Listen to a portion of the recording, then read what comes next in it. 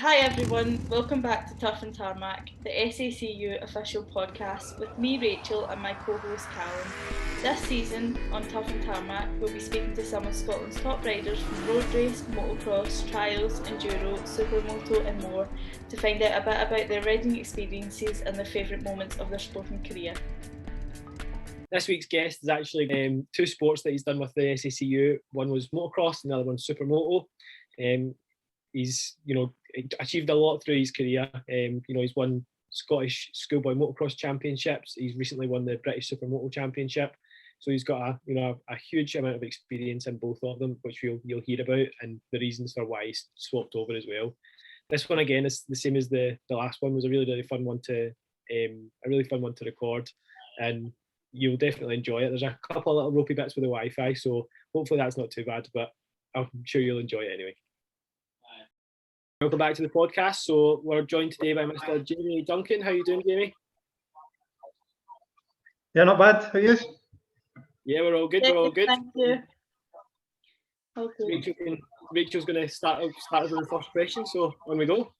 Yep.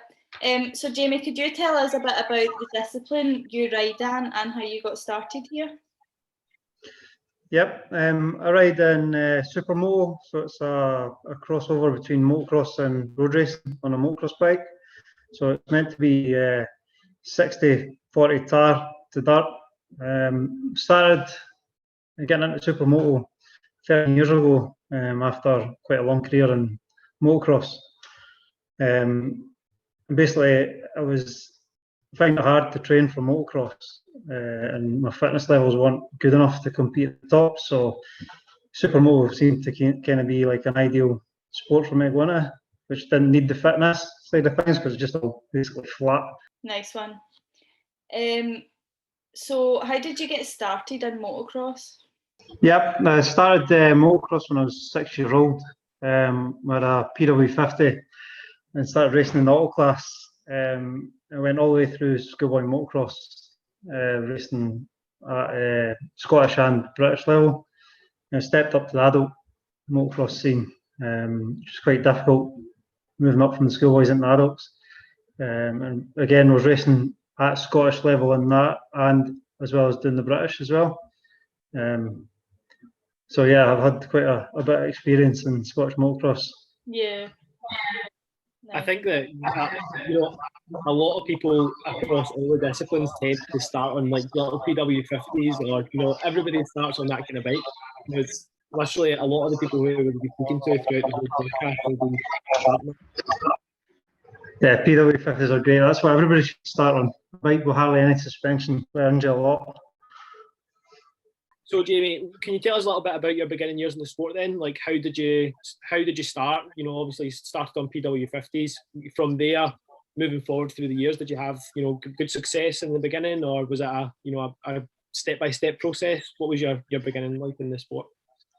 Yeah, and when we first started in the schoolboy stuff, we had quite a bit of success in that. I won a couple of Scottish championships in the schoolboys, and we raced at British level as well.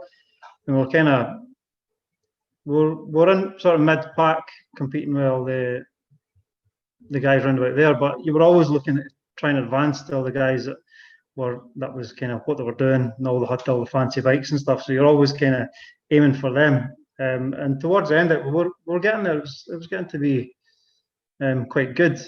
And then when we moved up to the adults, it's the same thing. You're always aiming for the guys at the front. We were always mid-pack kind of guys. But once you stepped up to adults, it was a different kettle of fish because you're racing against guys that's their job. And obviously, I had to work, unfortunately. So you're always saying, get them guys in front of you. Get them. That's what they do. They should be real good at this. See, the thing is, in any branch of our sport, it's going to be like that, isn't it? You build your way up, and you get to a certain point, and your tools and your experience can only take you so far. But getting to that stage is like, I think that's the most fun part when you get to that stage, and then the next stage is where the challenges start to come in. Moving from motocross to supermoto, did you have much time in between the two sports, or did you go directly from one into the other? At the start, I had a little go with Supermoto probably when I was about 16, 17. One of my sponsors at the time, Bob Grant, he gave us a shot at his Supermoto, at a CR500. And I was just a little thing at the time. So on the back of a CR500, all I wanted to do was wheelie everywhere. And I thought, this is great. This is absolutely brilliant. So yeah, I did have a couple of goes at it. So when the time came to swap, I had half an idea of what I was getting myself into, but we were very, very green when we joined Supermoto. So things like tyre warmers, I didn't believe in tyre warmers. I thought, nah, you don't need them. They don't do anything. But I soon learned that, yeah, you're going off if you don't have them on. So, but there's things like a set of tyres, they would last you, God knows how long, half a year. Now a set of tyres won't last me 2 races. Yeah, absolutely. So yeah, it's a very, very similar thing to that in road racing as well. You know, like I started motocross as well. You know, working out how to use a geared bike, things like that. And you would have a motocross bike, and you wouldn't change your tires for like 6 months, a year, because you didn't need to. Whereas a road race bike, you know, every weekend you've got a new set of tires on. Yeah, for months I wouldn't put slicks on the bike because I didn't trust them. I thought, no way I'm getting a grip on these things. So it was always wet, and I thought, one day I tried it and went, oh, this isn't too bad. Aye, that's it, absolutely. You know, going from, you can speak about both motocross and supermoto. What would you say is the greatest achievement that you've had so far in these? So far, I mean, it'd be winning the British Championship. I won it 2 years ago in Supermoto, and to be fair, I never ever thought I'd get there. I was always knocking on the door of the top 5, and just this 2 years ago, something clicked, and I actually won my first race at the beginning of the year. I won my first race, and then I won the meeting, and I'd never been anywhere near that before. And then from there, I just built on that. I think I won the next 2 meetings, and eventually took the title at the end of the year by about 2 points. It was quite close. So yeah, that was probably my biggest highlight so far. Absolutely. What about in motocross? What was your biggest one so far in motocross? Would be the Scottish Championships and the schoolboy days? Yeah, I mean, the Scottish Championship in schoolboy days was really good. I came so close to win the adult Scottish as well. I was actually leading, and I crashed midweek when we were practicing and broke my shoulder. So my dad wasn't exactly over the moon at that. I finished runner-up of that year, but I would have won it if I'd just stayed on. Yeah. But yeah, that would be the highlight of my motocross career. Absolutely. So what would you say your goals were for the next season? For the next season, I need to try and win it again. Yeah. You always have to keep trying to win, don't you? It's not going well so far, but there's a long season ahead of us. Absolutely. Have you guys done any race meetings up till now? Like, obviously with the restrictions and stuff? Yeah, we've had the first 2 rounds of the British Championship. We're back-to-back rounds, so just one weekend apart. There was not a lot of time to get ready for it, or not a lot of time to fix any problems that you had. Yeah. But they were all right. They're kind of lacking a bit of race knowledge again. It's like you've forgotten all over the lockdown. So it was just making silly mistakes, letting people pass where I shouldn't have been. But that's just too much time off, I think. Yeah. Absolutely. Bike time will definitely fix that one. Like just having time on your time round about the people you're going to be racing against, it'll all come back to you soon enough. And like you say, like, you're only 2 races in, it's a long season ahead, so I'm sure that's all right. In regards to your career as a whole, where do you see yourself in, say, like 5 years' time? You know, like from now, you know, winning the British Championship, starting this season, and kind of still in COVID times. You know, in 5 years' time, where do you see yourself? That's quite difficult. I mean, hopefully I'll still be doing this because I love doing it. Hopefully we'll still be competing at the top. But I mean, I am knocking on a bit. I'll be 40 next year, so things are starting to slow down with me. My fitness and stuff isn't as what it used to be. Plus, I'm trying to run a business as well. So hopefully, in 5 years' time, I'm still here and I'm still doing well. Yeah. Absolutely. Nice. So obviously you had your injury and you broke your shoulder, but have you had any other challenges that have kind of affected your sporting career? Yep, I've obviously with doing motocross, there was a lot of broken bones along the way. There's God knows how many vertebrae, arms, wrists, you name it, I've broken it. In December, there, the last round of the British Championship, I fell off and fractured my skull. So these things do take a little while to come back from, get your confidence back up. That might be part of the reason that this year's not really got off to a great start. I'm still got that in the back of my mind. But yeah, mainly all the injuries I've had they're probably the biggest stepping stone. It's the hardest thing to get over. Yeah, definitely. Yeah, I can definitely vouch for that. Like I had a bad injury a couple of years ago, and it took me almost a whole season to get back up to roughly the speed I was at. You've always got that in the back of your mind, and it literally takes. It's people listening maybe think you're talking rubbish, but it literally takes one lap. If you have one lap where everything goes good and you're like that, right, this is what it's supposed to feel like, then that's it. That after that one lap, whether it takes 2 weeks, whether it takes a whole year, that one lap will come at some point and you'll just be back to normal. Yeah, no, it definitely does. I remember when we were racing motocross, and if I fell off and broke something, Dad would take me back to the same jump or wherever I broke the bone and say, right, go and do it again. You have to do it. First lap, go for it. And that was kind of the same thing as what you're talking about, just to get you over it. Yeah, absolutely. What's your biggest motivation as a rider then? Like getting over these challenges is one thing. Making sure that you stay motivated to do it is another thing. So how do you do that? Biggest motivation is my dad, believe it or not.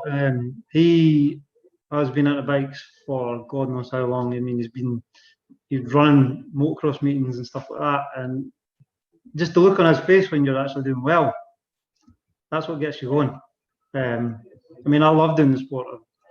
I've done it since I was 6. I've been away racing every weekend since we were 6. So weekends that there's no racing on, you're sitting at home twiddling your thumbs going, what am I actually going to do here? What do you do when you're not racing? But yeah. Obviously you're guest number 2, and yesterday we interviewed Steve Kershaw, and Steve was saying that his biggest motivation is winning, and the same as me. The reason you go racing is to win, because that feeling you get when you win a race, or when you know that you've given everything in a race, even if you finish second, and you've given everything and winning, is just that feeling that you can't replicate that ever. yeah, that's icing on the cake, isn't it? That's why everybody goes racing. Yeah. Absolutely. So how would you say COVID has affected your training in the past year? It's been, I mean, the gym's been shut and stuff like that. It's just been impossible. So you kind of start thinking, right, what else am I going to do? So obviously went and bought a mountain bike, and I've been doing mountain biking quite a lot. But I think it's had a big impact on everybody, to be fair. And I think everybody's going to be a bit rusty. Some of the top guys, they'll be all right because they're allowed to travel about, because you're allowed to travel for sport. I know there's been quite a lot of people out in Spain practicing and stuff, so they're quite lucky. But for us guys that have got day jobs, we can't do that.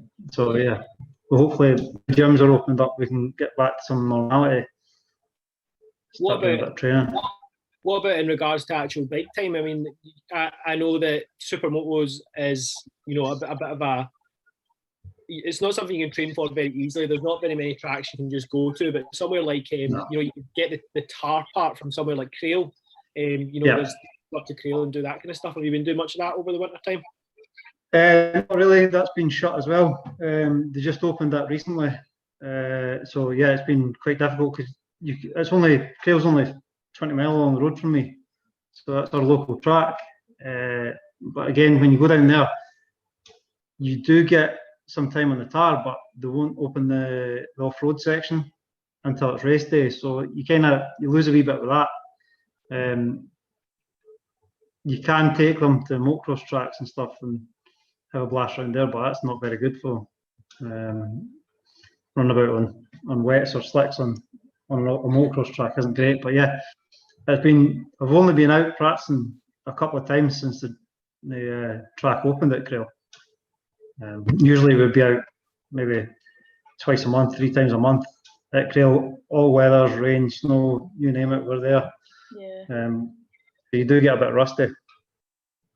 Definitely. And before COVID hit, obviously the way the gym's been open and Crail being open, was that what your timetable looked like? Like two or 3 times a month, actually on the circuit, and then in the gym for the rest of the time.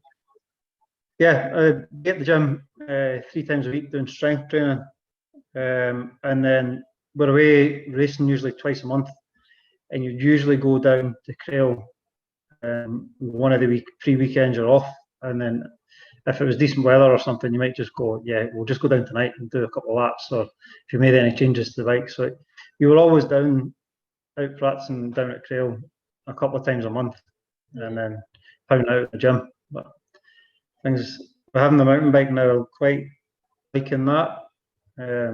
So I'm doing that now, once a week at least.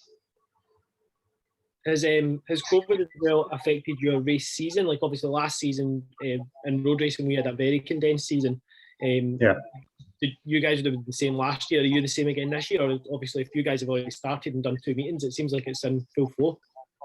Yeah, last year it was kind of condensed into the last half of the year. I mean, we were still racing in December. You never race in December. Cadwell's usually our last round. It starts getting a bit sketchy when you're starting racing in December, and it's getting freezing and icy. But yeah, this year seemed a bit more normal. Obviously, you've got all the usual COVID restrictions when you're at the tracks. There's no spectators. There's a limit to the amount of people that can come with you.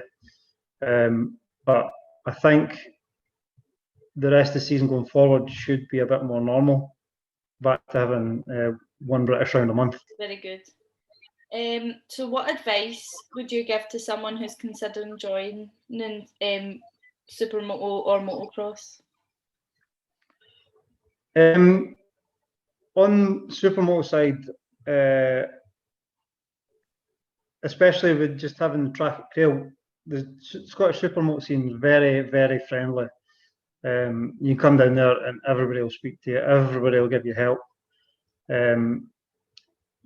Supermoto in Scotland is quite I would say it's probably a less expensive sport than a lot of them.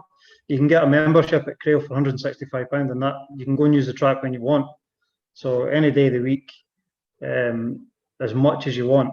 And I know that some of these track days that the road racers get are like, they'll probably be that for a track day. And you as well. The thing is, if you fall off your Supermoto as well, you can get back up and get back on it. It's very well protected, and it would take a big crash to make you not be able to get back on it.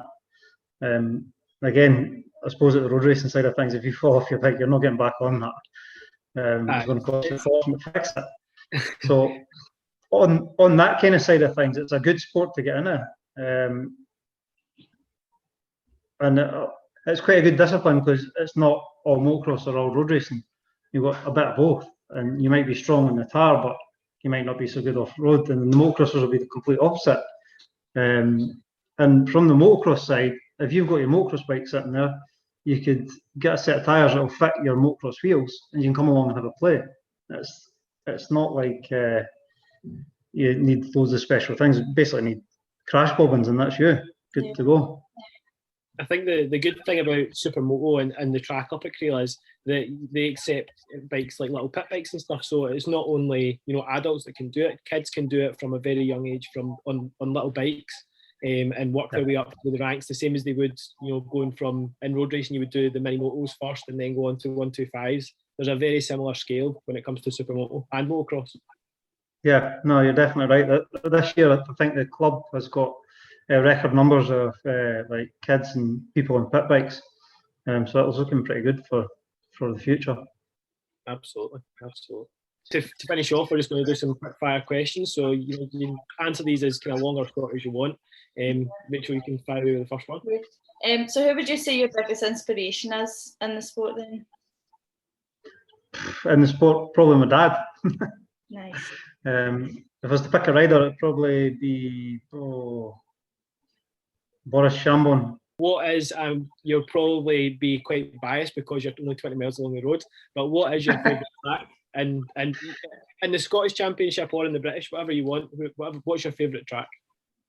Funnily enough, I'm going to say it's not Crail. I'm going to say it's Teesside. It's got a half decent off road, but the tar section is really good at Teesside, and I've won the last 2 times there. Crail, it's probably my second favourite track, but never usually have very good luck there. I had a puncture there last year, which probably cost me the championship last year. So yeah, it's getting knocked down the ranks a little bit. Could you tell us an interesting fact about yourself that no one would know? I've rode for the Des Nations 2 years for the Supermoto Des Nations team. That's cool. Yeah, that is. very. What one word would you say describes you best, and as a person or as a racer? What would you say the one word was that describes you best? Idiot. A lot of people will agree with that. I think a lot of people listening to this will be like, you kind of need to be one to ride bikes, but racing bikes is one of those things where everybody's seen as a bit of a hooligan. So yeah, you must have a screw loose to do this. Yeah. Absolutely. And do you have any other hobbies? Just mountain biking. That's the most recent one. Getting quite into that. I'm quite good at crashing a mountain bike as well as a supermoto. So yeah, that's good. Nice one. So that's all our questions today. Sorry, Callum. That's all right. I was just going to say, do you want to, shout out anybody? Shout out your social media, any sponsors, anything like that before we wrap it up. Yeah, I'll shout out some sponsors. So, firstly, Contract Solutions, who basically sponsor me and buy my bikes. Trevor Pope Motorcycles, who build the bikes. JB Racing does the suspension for me. I've got Horn Cutting Tools, Matsura UK Limited, Scott Lifts. Yep, they're all guys that help me out through the season, so it's much appreciated. Nice one. Well, that's everything from us today, so thank you so much for joining us. Nice one. I hope it's all right. Yeah, good luck for the rest of the season, Jamie, as well. It's a long season ahead, so hopefully if we have you on again, once we've got all the other guests that we've done, if we have you on again, we'll have some good news from the season. Yeah. Nice one. If you fancy a shot at Supermoto, come down and see us. Absolutely. Cool. Thank you.